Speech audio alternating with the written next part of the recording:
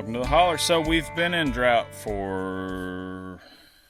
we've gotten 3 days of rain in the past 2.5, 3 months.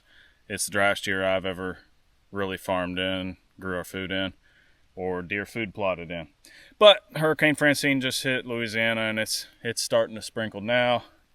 And she's hitting the Ozarks, and I mean, it's just going to be a rainstorm though in the middle Ozarks, which is awesome.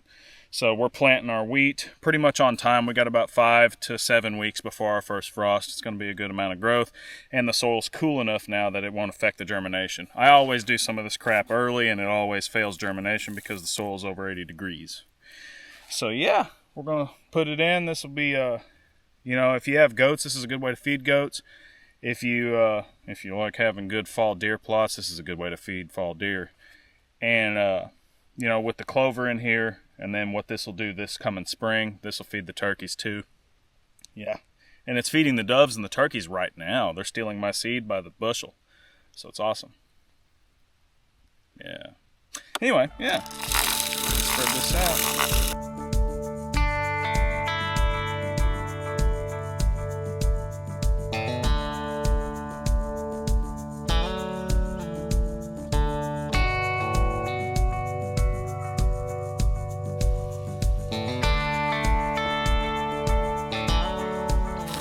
The turkeys really appreciate this. They just love all this feed that I'm putting out there for them. Now, I don't want to grow it or nothing. God forbid I wanted this to become wheat. Oh, look. Speaking of the devil. Yeah. Little belly feather there. So, particularly, you want to wait until your soil's cooler and you've got a lot of rain coming and hopefully a few days of overcast. The reason is, the closer you can get to ideal temperatures, ideal ranges, and ideal conditions in general, the quicker your seed will start to germinate. And the cool thing about wheat, rye is probably like this, so are oats, I imagine. Once it's close to germinating, it gets bitter. And once it starts to germinate especially, it gets particularly bitter. And that bitterness pretty much stops the predation of your seed. And I've noticed that over the years. Once this stuff starts to germinate, the critters leave it alone. But if the soil's really hot, or you just haven't had enough rain, the critters are hard on it. They'll eat all your seed, literally all of it too. Like, last year, we lost probably 60-70% of our seed because we just seeded too early. This year, though, we're seeding, middle September? This will be a much better year. Our pH is right. Our fertilization is right. The thing about wheat is is a little pickier than rye. When it comes to the pH ranges that it prefers, it's a lot pickier. But, I mean, a little pelletized lime nowadays, and you can change your pH quite a bit. I want to spread it all around these mulleins, because the turkeys will see that easier than everything else, and they'll concentrate on that, giving everything else the 2 or 3 days it needs to really start the germination process. All right.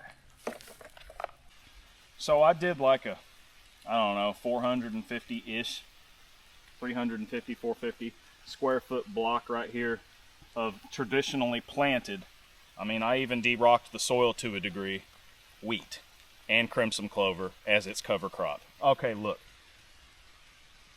Deer are going to tear this up, especially considering that it's fertilized a little extra. The soil's more primped and premed. It's going to grow faster and thicker, and it's overseeded a bit. The deer are going to tear this up all fall. They're going to tear it up early spring. That does not matter. The second the wheat in the spring sends tillers, those are the stalks that they form the seed heads on, that crap goes bitter, and deer won't eat it. And especially if you grow awned wheat, naturally haired wheat heads, deer won't eat that. They don't like those awns. Turkeys don't really mess with it either until it starts to drop its seed. It's not going to. I'm going to harvest it. Because we like growing our own wheat, and honestly, do try it. It's a great thing to add to the garden, even as a cover crop, because your warm season crops are done, then you can throw in your wheat. And it's like, by the time your wheat is done, you can plant a mid-rotation of beans that following early summer.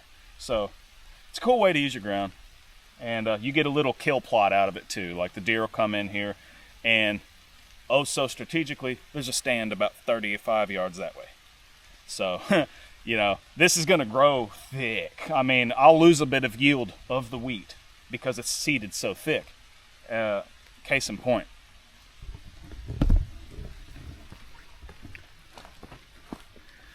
That's just coming up and it's that thick.